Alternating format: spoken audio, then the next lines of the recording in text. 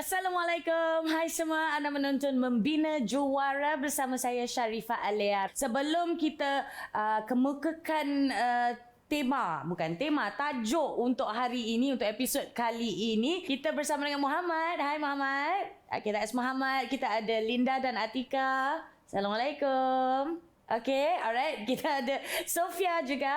Hai Sofia dan Liza dan Ezmir. Terima kasih kerana sudi bersama kami minggu ini untuk episod yang bertajuk How do I talk to my parents or teens? Macam mana kita nak berkomunikasi dengan ibu bapa ataupun dengan remaja. Okay, saya sebagai seorang ibu kepada pre-teens, bukan pre-teen sahaja. Mereka merupakan kembar perempuan. Ya, saya ada anak perempuan kembar 2 times 2 yang sekarang ni melalui pre-teens, zaman pre-teens mereka.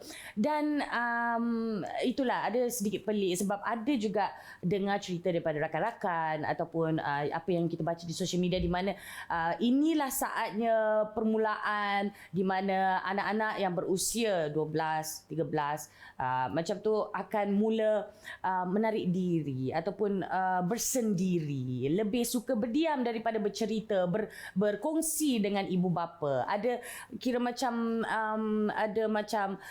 dinding yang akan diletakkan di situ. Kalau nak diikutkan, ada sebuah survey yang telah pun dijalankan di mana kebanyakan ibu bapa yang telah mengambil survey itu mengatakan komunikasi merupakan salah satu cabaran yang paling susah when dealing with teenagers. Yalah, kita nak membesar anak-anak remaja ni, inilah dia. Komunikasi itu merupakan cabaran yang terbesar. Dan kalau kita tanya pula kepada remaja itu, rasakan mereka setuju memang susah komunikasi ini, tapi lebih susah untuk mereka nak berkomunikasi dengan ibu bapa bila kalau kita nak berkomunikasi mengenai isu-isu yang penting pada mereka. So kalau macam nak makan apa hari ini best ke tidak, semua tu okay, no problem. Tapi apakah yang kami rasakan, apakah yang kami tak puas hati ataupun apakah yang membuatkan kami sedih, itu susah mereka nak suarakan kepada ibu bapa mereka.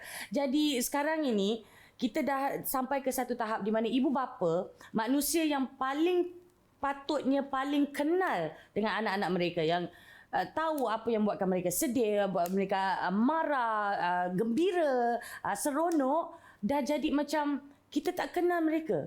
Dah jadi macam orang asing. Sama juga dengan remaja dan juga ibu bapa. Kita rasa kita kenal sangat dengan ibu bapa kita. Apa yang confirm mama akan marah. Papa suka benda ni. Dah komunikasi tu ada breakdown, communication breakdown di situ. Inilah saatnya ya, pre-teens onwards. Jadi untuk bantu kami semua hari ini mengupas how do I talk to my parents or how do I talk to my teenagers. Hari ini kita ada panel pakar kita, mesti you all kenal kan. Ini bukan pertama kali, Profesor Datin Dr. Mariani Magno sekali lagi bersama kami. Terima kasih Profesor. Sama-sama Alia. Okay. So intro tadi panjang sedikit lah, biasalah sebab ada sedikit tersentuh di situ kan. Memang anak-anak saya pun sekarang ni pre-teens dan perempuan kan, dan memang jadi fitrah perempuan ni dia lagi kompleks sedikit kalau dibandingkan dengan anak-anak lelaki. Jadi apa sebenarnya yang sedang berlaku dalam minda mereka di saat ini bila dah masuk zaman ini? Okey, apa sebenarnya yang ada dalam minda masing-masing? Okey, kita sebagai ibu, kita dah masuk dalam alam dewasa. Betul. Mereka masih lagi berada dalam zaman remaja. Malah bukan zaman remaja, ada yang transisi daripada zaman kanak-kanak ke zaman remaja. Jadi sebagai remaja, kalau ikut kajian-kajian psikologi dan melalui pemerhatian, kita semua tahu perkara ini berlaku ya. Sebenarnya remaja ini bukan saja berlaku perubahan pada fizikal. Betul. Ya, tetapi berlaku juga perubahan dalaman. Kerana apabila dah masuk dalam kalau kita sebut fizikal, ada yang dah datang haid, ada yang dah mimpi keluar mani dan sebagainya. Jadi hormon-hormon telah dirembeskan. Jadi bila hormon ini dah ada, berlaku banyak perubahan dalaman. Ya. Daripada segi minatnya, kesukaannya dan pastinya ada orang kata batasan dengan ibu bapa. Ya. Apa yang ada dalam minda mereka kalau zaman remaja ini mereka nak bebas. The freedom. I see. Okay. Okay. Apa sahaja nak buat anak siapa sekalipun, sama ada anak profesor, anak doktor, anak ustaz, anak imam, anak siapa pun, ya, solat diajar bagai-bagai ya. Tetapi freedom mereka tetap mahukan. Of course. Freedom yang bagaimana itu tertakluk kepada kehendak masing-masing lah ya. Dan yang kedua ialah mereka suka cuba-cuba. Okay. Mereka nak cuba-cuba sebab dalam zaman remaja ini mereka nak cari identiti. Right. Mereka nak tunjukkan pada rakan sebaya. Dalam zaman remaja ni orang yang paling penting buat mereka ialah selain daripada ibu bapa ialah rakan sebaya. Right. I want to show the best. I'm good. Ada yang kadang-kadang tengok siapa yang ada girlfriend dulu, siapa yang ada boyfriend. Ini hakikatnya. Yep. Jadi di sinilah dikatakan mereka nak cubakan sesuatu yang mana di sini saya rasa ibu bapa perlu tahu. Ya, dia anak kita, dia dengan nama Sharifah Alia. Tetapi ibu bapa perlu tahu psikologi anak yang bernama Sharifah Alia itu. Betul. Apa kehendaknya. Jadi di situ kita perlu orang kata pecahkan dinding yang tadi Alia sebut tadi kan. Yep. Dia ada sebut dinding kan. Jadi dinding itu tak semestinya ada. Kenapa dinding itu tak perlu ada di situ? Sebab kita mahukan yang terbaik untuk anak-anak kita supaya kita faham anak-anak. Okay. Ada ibu bapa yang lebih sukakan penjarakan tu. You know, there's some things you don't share with your children or some things you don't share with your parents. So we're not going to talk about that. Kan? Ada. Tapi kalau misal kata ibu bapa adalah jenis yang tak ada dinding. Tapi anak tu pula yang macam ada dinding. Okay. Kalau nak ikutkan, saya macam itu.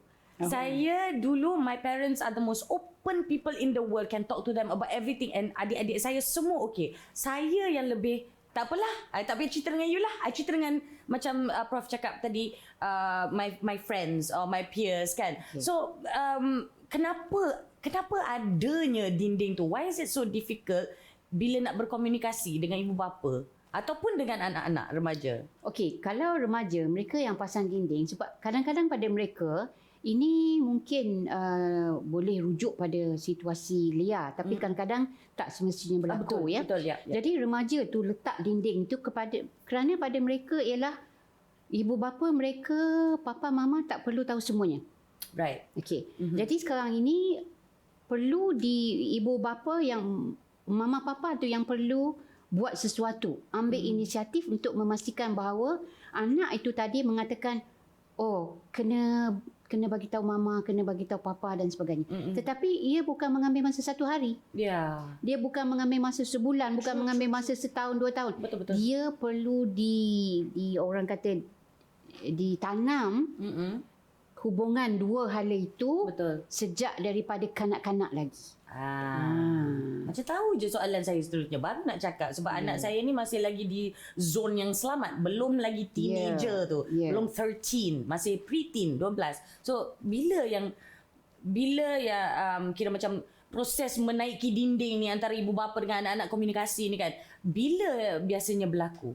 Dia usianya sekarang ni berlaku pada transisi kanak-kanak ke remaja. Sebab kadang-kadang ibu bapa ni, mak ayah ni kadang-kadang dia tak melayani anak itu sebagai dewasa.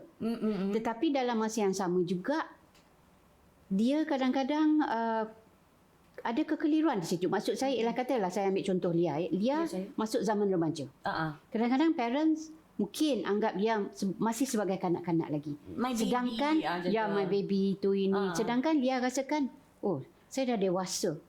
Saya boleh buat apa saya suka. Jadi berlaku konflik di situ antara pemahaman ibu bapa dan anak yang memang dah berada dalam zaman remaja itu. Jadi bila ada konflik di situ, demand anak berbeza daripada demand ibu bapa, minat anak mungkin berbeza daripada minat ibu bapa. Cara komunikasi pun nampaknya dah berbeza. Sebab kita perlu ingat Lia, remaja ni dia ada awal remaja, tengah, pertengahan remaja, lewat remaja. Tiga peringkat ini berbeza cara komunikasinya. Jadi kalau silap satu langkah, berlaku banyak kali kesalahan, langkah-langkah ini berlaku banyak silap, maka dinding tu akan tumbuh tinggi lah. Kalau kita macam tengok generasi saya ataupun generasi sebelum ni lah kan. Kalau saya punya kes mungkin sangat berbeza dengan yang lain sebab ada kalanya ibu bapa lebih suka menyendiri ataupun ada dinding tu. Maknanya anak fikir hal anak kan. Ibu bapa kita fikir bagi pakai, bagi makan, ikut hantar pergi sekolah, itu. Yang lain semua tak payahlah kita nak berkomunikasi sangat, menambahkan kerja apa benda semua. So, apa rasanya yang paling worst case scenario that will happen if there is that communication breakdown antara ibu bapa dan anak-anak? Okey. Especially yang nak masuk transition ni. Okey, kita sekarang hidup dalam zaman yang banyak dugaan. Ya. Sangat. Arus perkembangan sangat cepat. Dengan adanya teknologi, dengan adanya laman media sosial. Walau kalau tak berjumpa tapi masih lagi berjumpa dalam cyber. Jadi di sini sekarang kita nak cuba elakkan anak ini dipengaruhi oleh unsur-unsur yang negatif. Right. Dan dalam zaman remaja, orang yang paling rapat dengan mereka ialah rakan sebaya. Right. Peers. Peers. Right. Dalam konsep rakan sebaya ini ialah mereka memang nak berada dalam kumpulan. Sebab itu kadang-kadang pada mereka untuk diterima dalam satu-satu kumpulan. Contoh, saya pernah buat satu kajian about 10 tahun yang lepas ya. Untuk seorang individu ini berada dalam kumpulan ini, dia mesti berambut pang. Oh, okey. Contohlah. Pakai semua hitam. Okey. Pakai seluar itu kena koyak kat lutut. Barulah diterima. Dan jika sekiranya pengaruh mak ayah itu tidak dapat menandingi pengaruh kumpulan ini tadi, maka akan berlakulah dikatakan unsur-unsur negatif yang sangat kita bimbang oleh setiap ibu bapa. Kerana tidak ada ibu bapa yang tidak mahu nak, kita kata semua nak yang terbaik untuk anak. Tak ada yang nak buruk kan. Tidak ada yang nak yang buruk. Dan antara key untuk mempengaruhi anak-anak adalah menerusi komunikasi. Alright. Okey. Kita akan rehat seketika seperti biasa. Kalau dengan Prof ni memang makin lama makin jadi kita punya berdiskusi kita ni. So jangan ke mana-mana, kembali bersama kami di Membina Juara.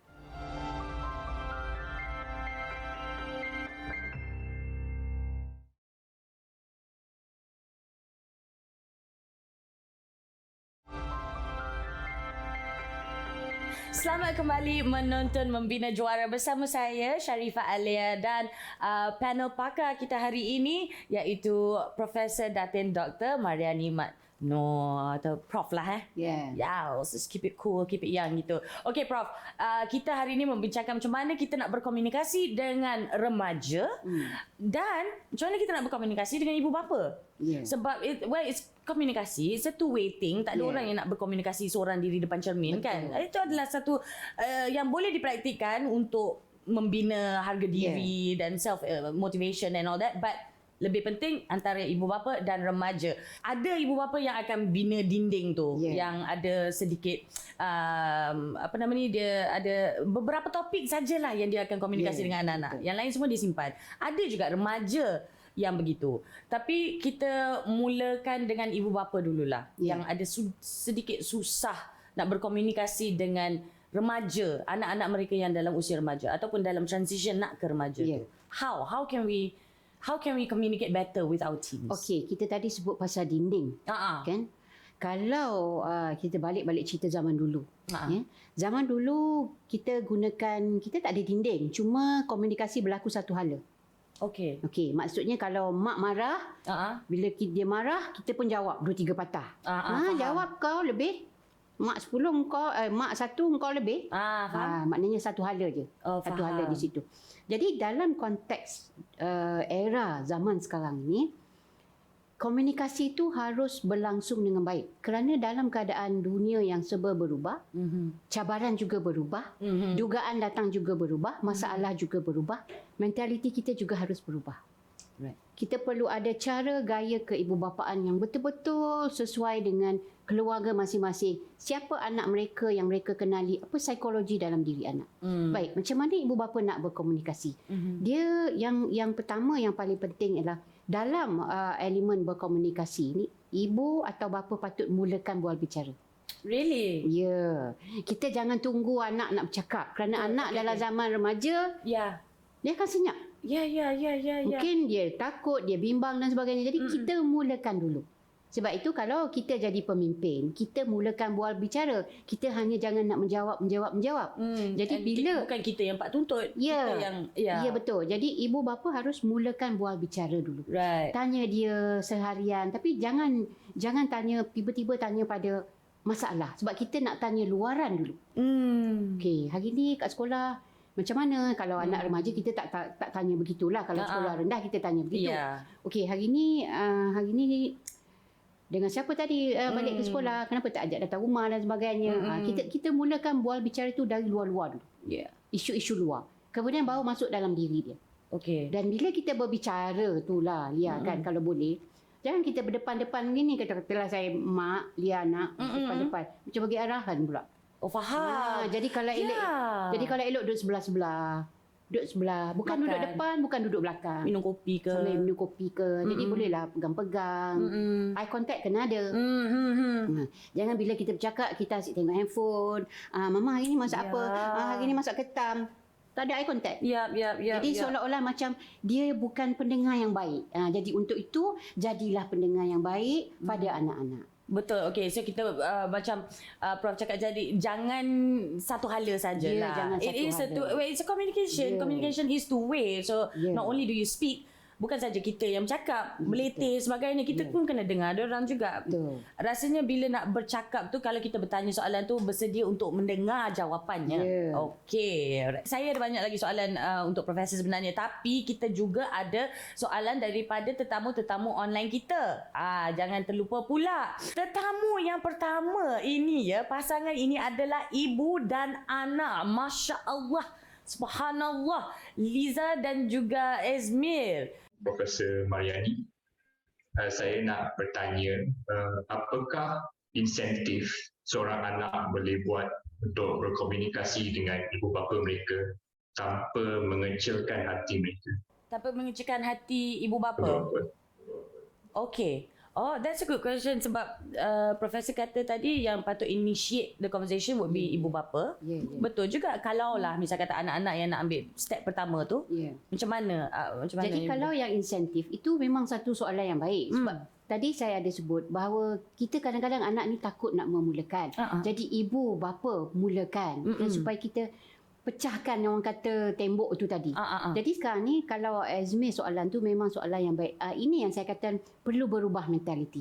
Kalau insentifnya Ezmi kalau boleh, kalau Ezmi dapat memulakan bualan hari-hari tu, tanya mak dulu, beri perhatian pada dia. Dia seolah-olah macam kasih sayang itu memang tetap ada. Tetapi interaksi itu berlaku bukan 2 hala, 3-4 hala dah tu.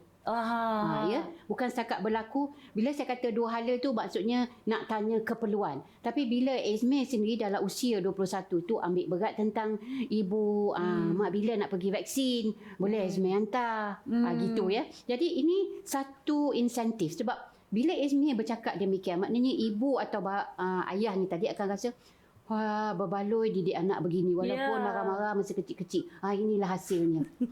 Jadi pastinya mesti kena marah juga kan. Sebenarnya kan waktu kecil kan. Jadi mana ada ibu yang tak marah anak, betul tak? Puan kan.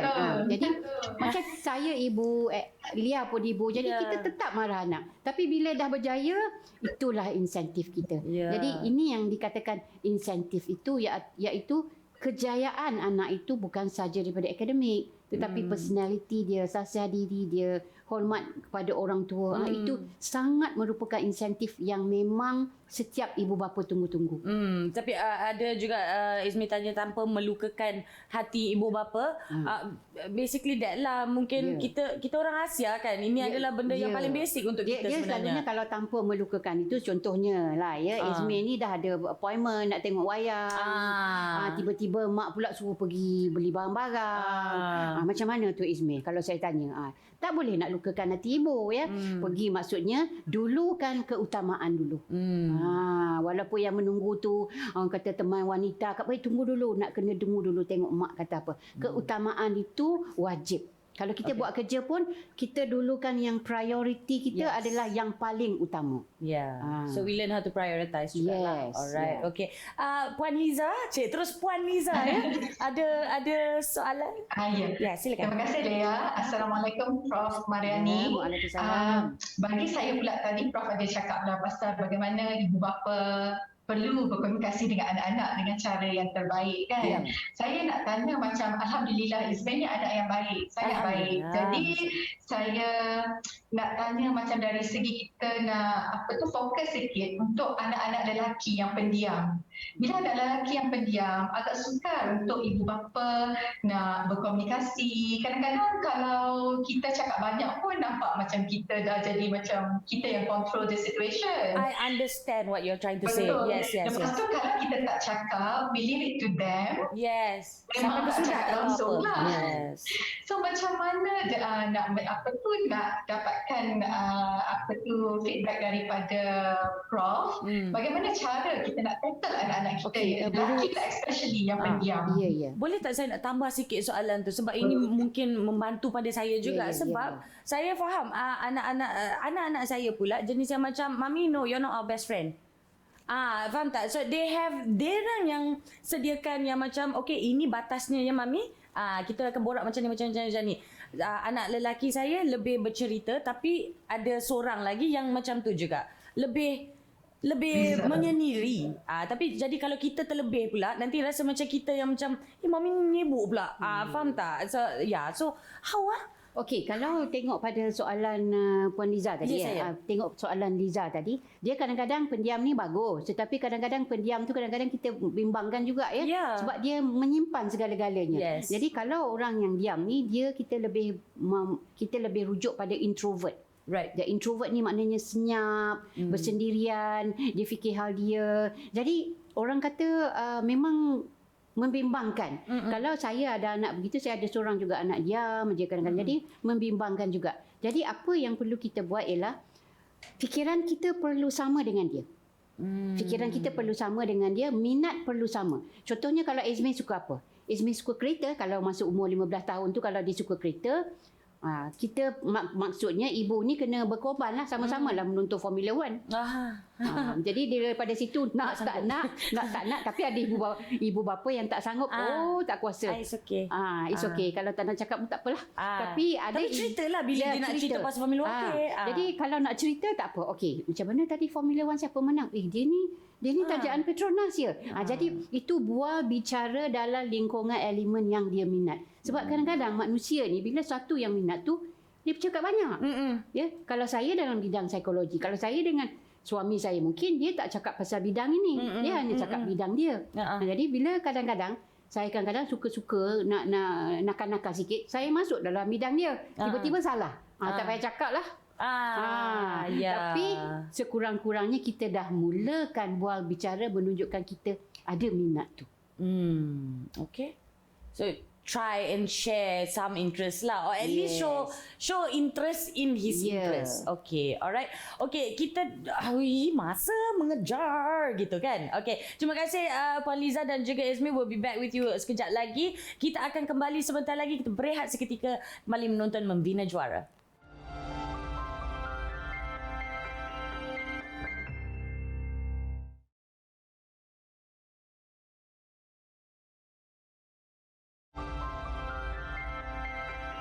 Terima kasih kerana terus setia menonton Membina Juara bersama saya Sharifah Alia dan juga Profesor Mariani. Kita membincangkan hari ini mengenai how do I talk to my teen ataupun how do I talk to my parents. Macam mana kita nak berkomunikasi dengan ibu bapa kami kalau kami ni remaja, ataupun kalau kita ibu bapa kepada remaja, macam mana kita nak berkomunikasi dengan remaja, kerana mengikut survey baru-baru ini memang kebanyakan ibu bapa menyatakan cabaran utama dalam membesarkan remaja adalah komunikasi, breakdown. So, tanpa melengahkan masa, kita akan terus bersama dengan seorang remaja. Kita punya tetamu online hari ini, Muhammad, 19 tahun ya. Ada soalan untuk Profesor. Hai Muhammad. Okey, terima kasih. Ya, Prof, saya ingin bertanya, sebagai seorang anak, adakah wajar untuk mereka terus berdiam diri atau menyuarakan pendapat mereka sekiranya mereka berpendapat ibu bapa mereka salah dalam sesuatu hal. Itu soalan saya.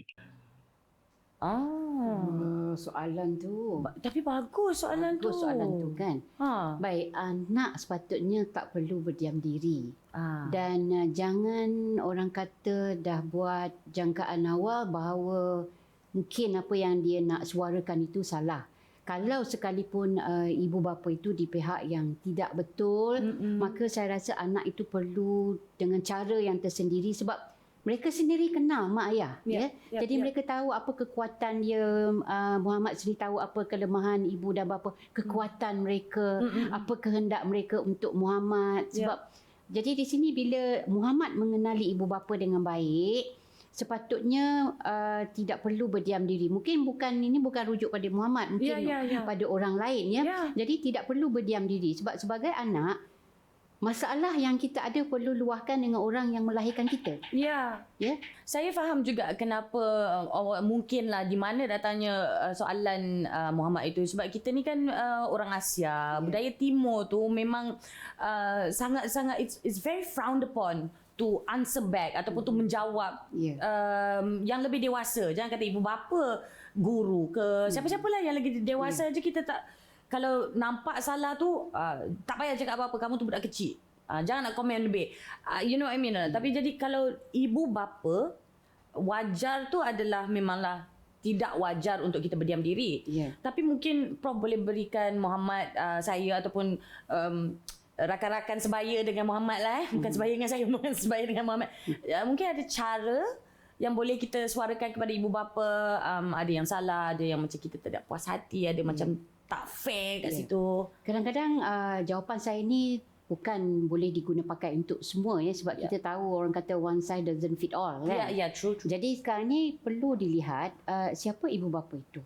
Kalau ibu bapa itu jenis yang memang tak suka apa yang nak dipersoalkan itu, maka isu itu perlu dibawa kepada bentuk yang lain. Contoh?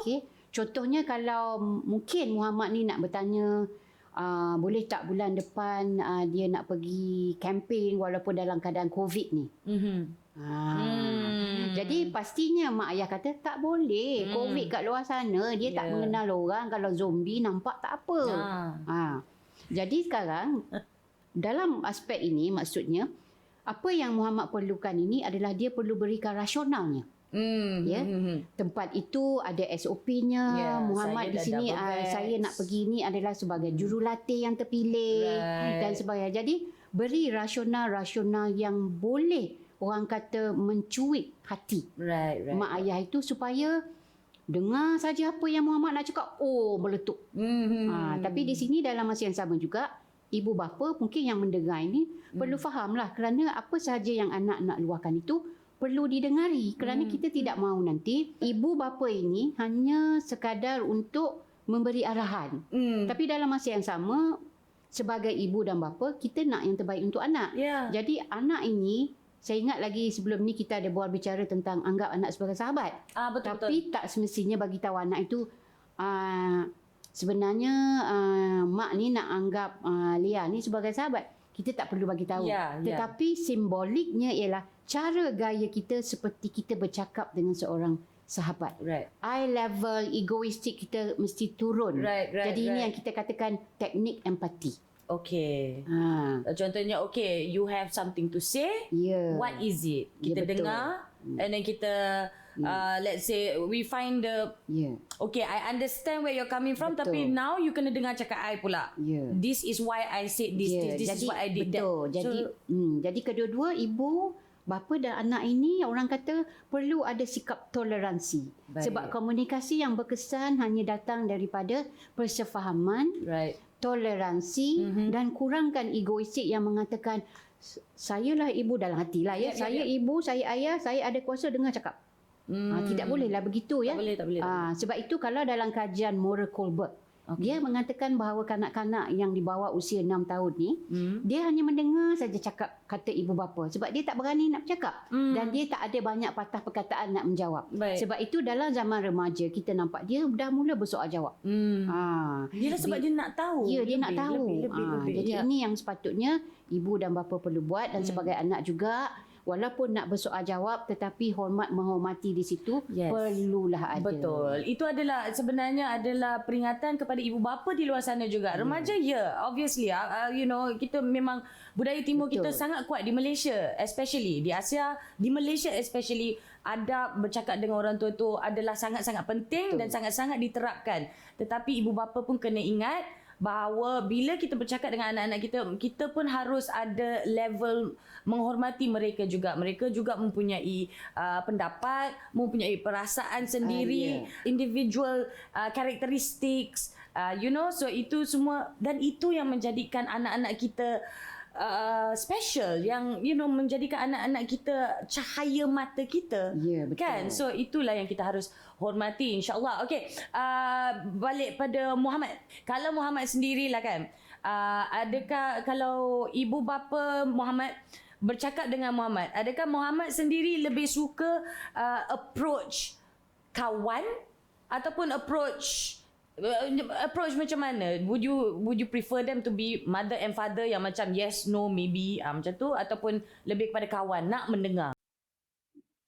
Depend lah about pasal apa yang kita nak approach. Tapi most of it dengan kawan lah. Ya? Okay. Alright. Thank you Muhammad. Terima kasih banyak-banyak. Stay on the show. Kita tak tahu apa lagi yang Muhammad boleh belajar hari ni kan. Sebab Leah sendiri macam-macam yang Leah belajar sekarang ni. Okay, kita ada soalan yang seterusnya daripada tetamu online kita yang seterusnya. Kalau tadi kita ada ibu dan anak lelaki. Sekarang ini kita bersama dengan ibu dengan anak perempuan pula. Kita ada Linda dan Atika. Assalamualaikum. Hello. Hello. Hai. Okey, yang mamanya Linda ke yang mamanya Atika? Mama Linda. Okey, Mama Linda, anaknya Atika. Okey, ini Profesor dan ini Leah. Okey, silakan dengan soalan anda. Okey, Atika ya, macam mana nak macam nak bincang something tapi parents tu macam garang. Oh, okey. macam tu. Terlebih strict lah. Ni Atika ya? Ya, Atika. Ya, Atika betul. ni rujuk pada kawan-kawan ke rujuk pada mama di sebelah? Tak nampak tangan tu mama dia dah cubit-cubit Mama dah dia dah sebenarnya. cubit dah tu. Okey. Baik. Kita tengok ya, kadang-kadang persepsi garang ni perkataan garang ni sangat subjektif. Ada garang yang kadang bulatkan mata, tinggikan suara. Tapi sekarang ni sebagai anak Atikah ya, Atikah telah bersama dengan ibu ataupun mereka di luar sana remaja dah bersama dengan ibu berbelas-belas tahun ya. Jadi sepatutnya mereka telah tahu karakter ibu dan bapa macam mana. Kalau ibu itu tetap garang, maka kita harus sesuaikan diri kita dengan dia. Kita tak boleh jadikan katalah Atikah umur 16 tahun. Atikah umur berapa tahun? 15. Nah, katalah 15. Atikah umur 15 tahun. Tiba-tiba umur 15 tahun nak masuk remaja, ibu lepas ni tak boleh garang-garang macam ni. I tak boleh. Kerana itulah identiti ibu. Itulah dia identiti ibu yang nak memastikan Atikah itu berada di kemuncak jaya. Baik daripada segi akademik maupun personalitinya. Kalau tidak, tak adalah Atikah di sini sekarang begitu yakin sekali memberikan soalan pada saya dan juga Lia. Mengenai Jadi, ibu bapa sedangkan mengenai ibu di bapa, sebelah Atikah. Ya, dengan ibu di sebelah begitu berani ya beritahu dengan yang garang. Tetapi di sini kena ingat ya, ibu garang tu bertempat ya. Tidak ada ibu yang nak garang semata-mata. Betul. Penat nak jadi garang ni ya. Penat. Jadi Kita pun tak suka. sebagai seorang anak, pada saya ibu telah buat yang terbaik. Tapi kadang-kadang apabila anak itu merasakan ibu itu terlalu garang, boleh orang kata heart to heart talk. Yes. Hati ke hati, tanya, Mama, kenapa garang sangat? Ya, kalau dengan saya sendiri, saya dah ada cucu ya, kadang-kadang saya garang dengan Masya Allah. cucu saya ya. Okey. Kadang-kadang dia tanya, kenapa garang sangat hari ni? Oh. Usia baru 6 tahun. Kenapa garang sangat hari ni? Cucu Prof dengan anak-anak saya macam ni. Jadi dia orang saya yang pun bahasakan saya katuk tak dia orang. terjawab.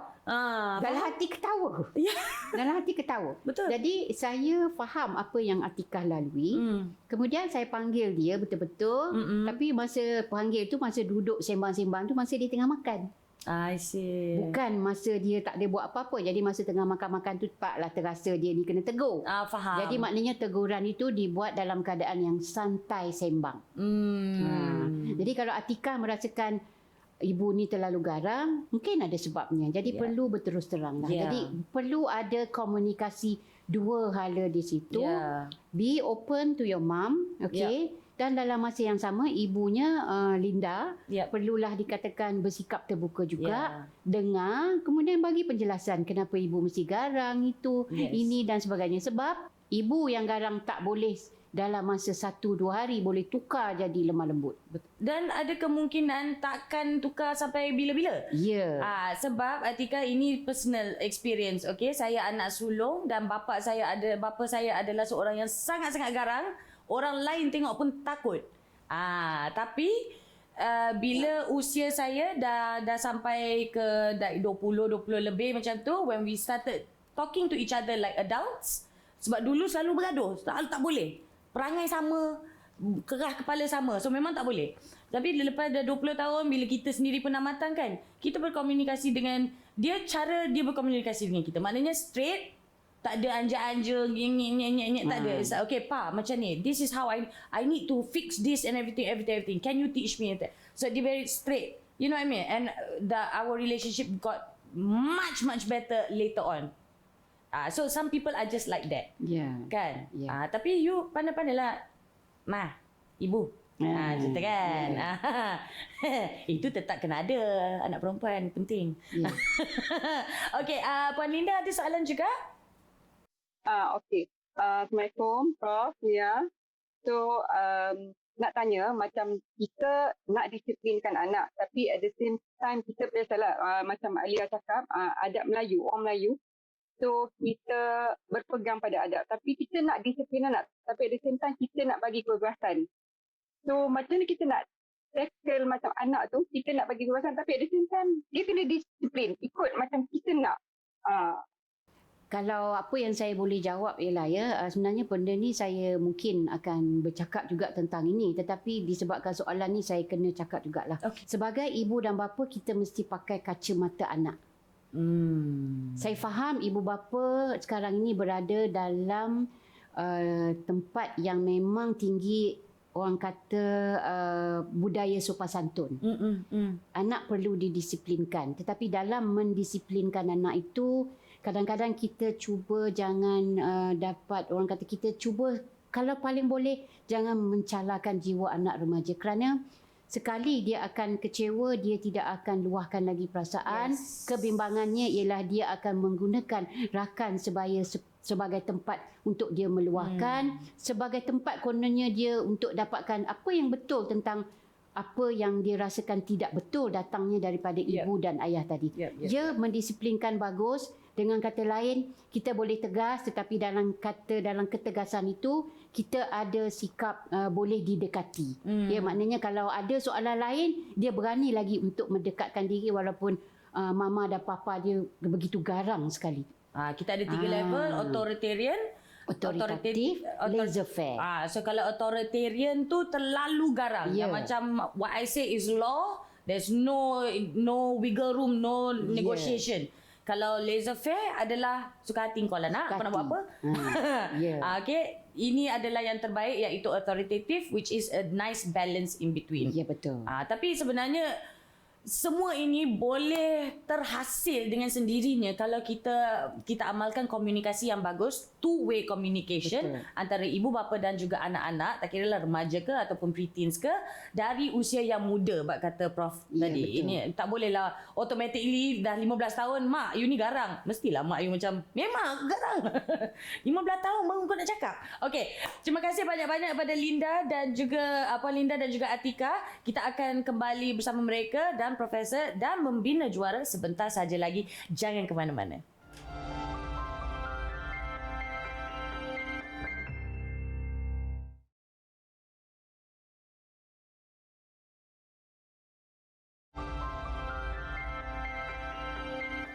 Selamat kembali menonton Membina Juara bersama saya Sharifah Alia dan panel pakar kita pada hari ini Profesor Datin Dr. Mariani Mat Noor. Terima kasih kerana terus bersama dengan kami. Ya, sama-sama. Hari ini kita membincangkan cara berkomunikasi dengan remaja ataupun cara berkomunikasi dengan ibu bapa. Yes, komunikasi ni adalah two-way street dia kawan-kawan. Tak ada, kalau one way tu maknanya not communicating lah. Okay. Sebelum kita kupas balik dan recap balik apa yang kita dah bincangkan, kita ada satu lagi soalan daripada tetamu online kita. We have Sophia. Hai Sophia.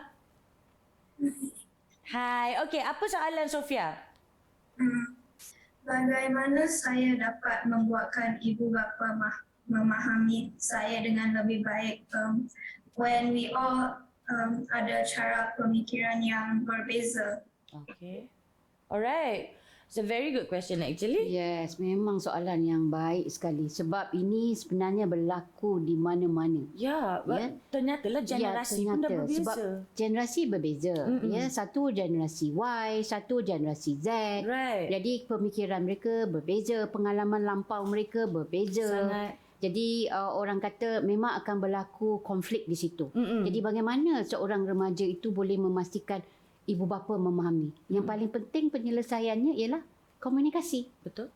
Jadi anak ini tadi perlu berkomunikasi secara terus terang. Be open. Yes. Ya, be open. Jangan orang kata diam, bercakap dalam sendiri, self speech. Dan itu tidak baik, ya. Yep. Sebab apa yang kita mahukan ini adalah penyelesaian. Pastinya anak ini ada masalah. Dan masalah-masalah ini kadang-kadang dia tidak mahu luahkan pada orang lain, memikirkan mengikut pendapat mereka sendiri, ibu bapa lebih memahami. Jadi anak itu terus mulakan berkomunikasi dengan ibu bapa tadi. Kalau macam contoh Sophia soal tadi, jangan takut dengan ibu bapa kerana ibu bapa itu adalah tempat untuk mereka berlindung. Ya, terutama kalau ibu bapa yang memang dikatakan betul-betul memerhatikan kawalan gerak-geri anak itu. Tapi kadang-kadang di sini lihat bila ibu bapa ini terlalu mengawal, terlalu memberi arahan ikut setiap jam, setiap waktu, memang agak membimbangkan dan menakutkan. Ya. Pada siapa-siapa, jangan kata anak tu siapa, saja. Ya. Sebab saya tahu bahawa kadang-kadang waktu anak-anak saya kecil dulu, suami saya memang garang. Ya, dengar tapak kaki pun dah takut. Ya. Itu bapa saya dulu. Jadi bila dengar tapak kaki, apatah lagi nak bersuara. Jadi kalau katakan anak seperti Sophia mahukan ibu bapa itu memahami, mereka kalau tidak mahu meluahkan perasaan pada ibu, dia meluahkan perasaan pada bapa. Sebab itu kita ada ibu dan bapa. Salah seorang mesti memainkan peranan sebagai orang kata apa? Fire extinguisher. Meredakan keadaan. Right. Sebab itu bila ayah terlampau garang, maka ibu tidak semestinya garang juga. Kalau dua-dua garang, anak tidak akan meluahkan. Sebab itu anak ini pergi kepada kumpulan rakan sebaik. Jangan terkejut apabila banyak statistik yang mengatakan ramai remaja lari dari rumah. Kerana apa? Kerana dia memikirkan bahawa rumah itu bukan lagi safe bubble untuk dia. Ya, betul. Ya? Jadi kalau bagi anak yang memang nak luahkan itu, be open, tetapi boleh pilih sama ada nak pergi pada ibu atau nak pergi pada bapa. Ada juga kesesuaian yang kita kena hormati jugalah kan pada anak-anak kita remaja kan. Ada benda yang kita lebih selesa menceritakan kepada ayah, ada lebih kepada mak. Keselesaan, tahap keselesaan kita tu pun memainkan peranan yang penting juga. Itu bergantung pada anak itu di mana keselesaan mereka. Yang penting ibu dan ayah ni mahukan yang terbaik untuk anak. Okey, Prof, saya nak tanya, kalau misal kata sebagai ibu bapa pada preteens lah kan, saya dengan suami saya dari dulu, dari sejak diorang kecil, kita mengamalkan, kita tengok keadaan, kita bergile-gile main good cop, bad cop. Sebab ada masa yang akan ada perkara yang akan membuat mami ni marah sangat-sangat. So dia akan masuk, okay, tenang, mami tenang, korang semua relax, okay, semua dah marah dah, okay, fine. Ada momen dia yang bad cop. Betul. Kan? Adakah itu, is that okay? Itu adakah itu akan mengelirukan komunikasi? Tidak, dia tidak akan mengelirukan komunikasi. Cuma apa-apa sahaja yang berlaku antara ibu bapa, perbincangan antara ibu dan bapa tentang anak yang meluahkan perasaan itu tidak boleh dibuat di hadapan anak. Faham. Kerana apabila berlaku pertelingkahan, anak ini akan keliru. Dan dia akan terasa adakah aku punca. Masalah. Jadi di sini apa yang Lia sebut tadi, kadang-kadang kita mainkan peranan good cop, kadang-kadang kita mainkan peranan bad cop. Sama juga macam situasi saya, kadang-kadang saya yang bulat mata, kadang-kadang suami saya yang dengan gaya dia kadang-kadang anak-anak takut. Jadi di sini kita main peranan, kita tukar peranan kita yang di situ. Sebab itu ibu dan bapa perlu memainkan peranan bukan sahaja sebagai ibu dan bapa, sebagai counselors untuk menyelesaikan masalah, sebagai pendisiplin. Kalau kita kat sini kata pegawai penguat kuasa, dari segala-galanya. Kita juga chef, kita juga doktor. Jadi kita main peranan semua itu. Jadi apabila kita dah melakukan yang terbaik, pastinya anak itu akan percaya. Letak kepercayaan pada diri kita sebagai ibu dan bapa. Bila ada kepercayaan, maka berlakulah komunikasi yang berkesan itu tadi, yang dikatakan perlu telus, perlu terbuka. Dan orang kata kalau ada apa-apa antara ibu dan bapa nak berbincang, jangan cuba nak mengelirukan anak-anak itu. Baik. Okey, insyaAllah. Okey, kita tak banyak masa, Prof. Tapi ini adalah soalan yang sangat-sangat penting.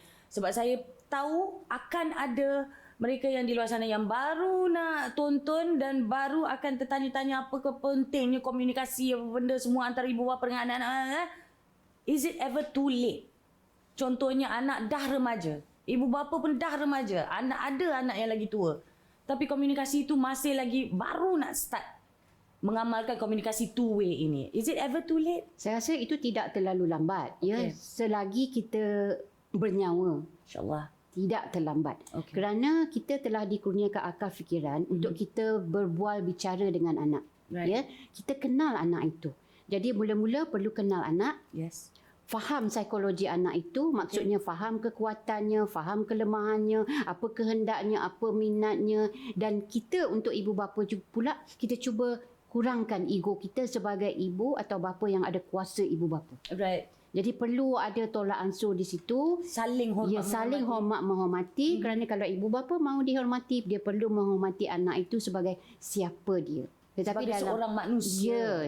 Dan dalam masa yang sama juga, kita perlu ingat juga bahawa anak juga ada kehendak mereka sendiri. Mereka ada juga keupayaan mereka, dan yang paling penting, jangan pakai kacamata sendiri untuk mendidik anak.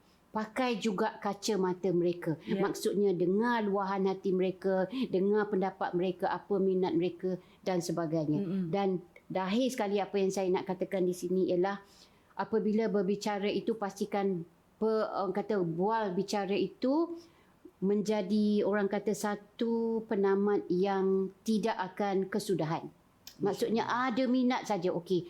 Wah, best lah cakap dengan mama macam ni. Jadi esok tanya lagi, tanya lagi. Jangan kata lepas ni tak nak tanya mama dah.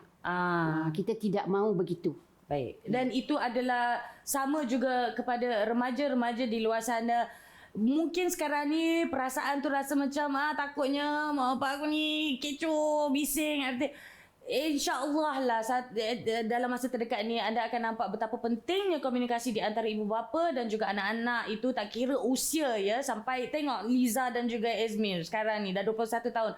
Komunikasi itu sangat-sangat penting. Alright, untuk kebaikan bukan saja anak-anak tapi juga untuk ibu bapa. Tenang sikit hati kita bila kita tahu apa sebenarnya tersimpan dalam minda anak-anak kita. Betul cakap. Okey, ya, insyaAllah kita akan kembali lagi minggu hadapan dengan topik yang baru dalam membina juara, dan harap-harap anda semua ada sedikit sebanyak dapat keuntungan lah daripada topik hari ini, berkomunikasi dengan ibu bapa dan juga remaja. Terima kasih diucapkan kepada Profesor sama-sama, Mariani. Terima kasih kepada tetamu online kita, Liza, Izmir, Sofia. Kita ada Puan Linda dengan Atika dan juga Muhammad, our resident remaja. Thanks man for representing. Okay, kepada anda semua di luar sana, jangan tonton sahaja. Hopefully it's beneficial dan juga interact with us. Okay, bagi feedback di laman media sosial kami. Okay, kita jumpa minggu hadapan. Assalamualaikum. Saya Sharifah Alaya. Bye.